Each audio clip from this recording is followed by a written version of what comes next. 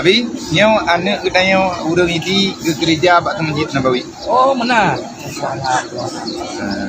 Kamu tu kerja kamu sendiri. Alhamdulillah. Kiwan. Badan pun dah ini. Karena badan kaifa halu. Kalau dah nyoy. Haji bakara. Dia kata nak pulang. Anak apa tamu no dok no. Nama orang pun. Kali berasa haji. Di haji kan? Di haji. Haji kan? Udah dekat Ibu Bareh Madu. Ya, ini adalah salah satu anak Serambi Aceh. Serambi Mekah dan Serambi Aceh. Serambi Mekah tinggal di Madinah. Khadim Masjid Rasulullah SAW. Beliau lebih kurang sudah 4 tahun selalu bersama para jamaah, para tamu-tamu Allah, para tamu Rasulullah. Beliau adalah khadim Masjid Nabawi. Nyo ane udayo. Maya tegadi urung bro nan jak kena. Kau nanti mau haji ya.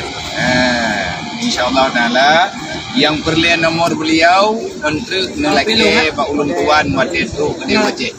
Nah nomor Pak Ulun Tuan kalau dikirim li udah katanya tunggu Said Alwi. Said Alwi Junda. Said Isa. Said Isa Junda. Beliau ini adalah salah satu hamba yang barakah yang selalu dekat dengan Rasulullah. Wajan hadap dendang ini damping negara ya Rasulullah. Anak yatim, anak fakir miskin, anak piatu yang nampak saya habis ini. Nan londe Muhammad Yusuf bin Muhammad Nasir. Nan anak long Muhammad Ghani. Anak agama wate tadang-dangnya, wate mayang-mayang bunga. Bunga kalian, bunga gure-gure. Bunga kepada keluarga. Kamu yang naik di gembung. Pajang-pajang nanti Rasulullah dikirim tandem kamu di Uroji. Semoga Rasulullah. Ya Rasulullah handul. Kami anak Rasulullah ini ya. Anak-anak yatim itu 15 kan? Insyaallah. Nyo tiga truk kepada rekan sahabat yang dari Aceh khususnya. Nyo anak budaya saudara budaya yang urut Aceh Timung. Ini tu deh.